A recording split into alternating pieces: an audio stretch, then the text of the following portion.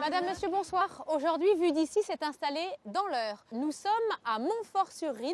La commune compte 890 habitants et nous allons la visiter ensemble aujourd'hui. Montfort-sur-Risle est situé, comme son nom l'indique, dans la vallée de la Risle. C'est le village d'origine du peintre de l'école de Rouen, Albert Lebourg. C'est un chef-lieu de canton très dynamique, avec une grande rue où se côtoient des maisons de style normand, des commerces. Le bourg est dominé par les ruines d'un château médiéval. C'est là que m'attend mon guide, Jean-Christophe Bisson. Jean-Christophe, voilà ce fameux château médiéval. Il date de quelle époque?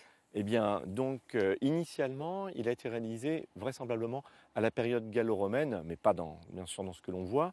Puis, à la période franque, il est attesté également. Mais c'est surtout, tel qu'on le voit ici, la période normande, c'est-à-dire en 980, lors de la présence de Thorsten de Basbourg, qui est venu s'installer à Montfort. D'accord. On est à un emplacement stratégique. Complètement. On est situé sur un éperon escarpé qui domine toute la vallée de la Risle. Oui. On est sensiblement à 120 mètres de haut.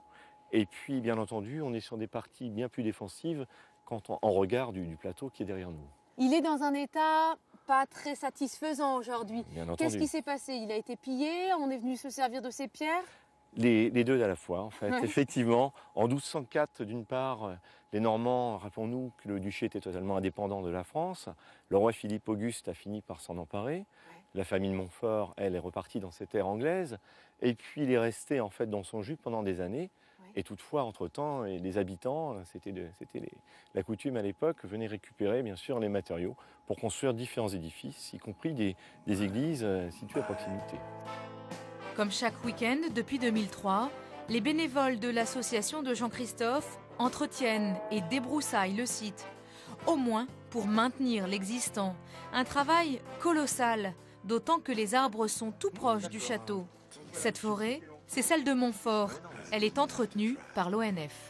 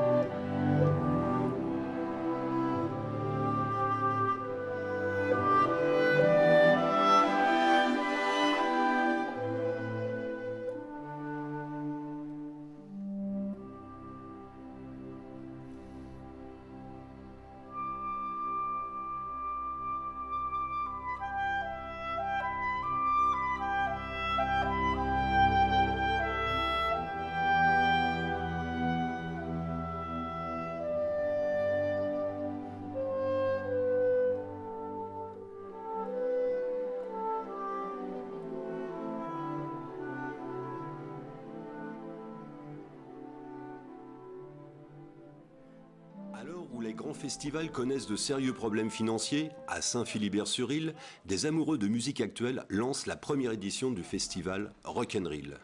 Un véritable défi en ces temps de crise qui n'aurait pu voir le jour sans l'aide des collectivités locales et territoriales.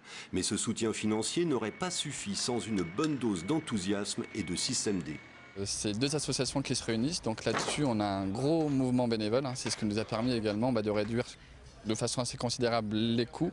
Donc 60 bénévoles sur les 2 jours, sur tous les aspects, que ce soit au niveau des roads, que ce soit au niveau du catering, que ce soit au niveau des installations techniques, que ce soit au niveau des sons, des lumières. Voilà, donc on a un gros mouvement bénévole quand même, qui nous a permis également d'être sur une vraie réduction des coûts globaux.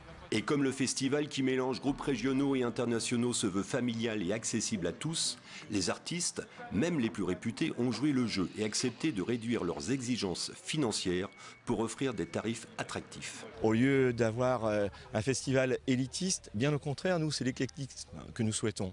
Et c'est pourquoi on a un tarif de 19 € pour les moins de 18 ans, demandeurs d'emploi, étudiants, et un tarif de 25 € pour tout un chacun.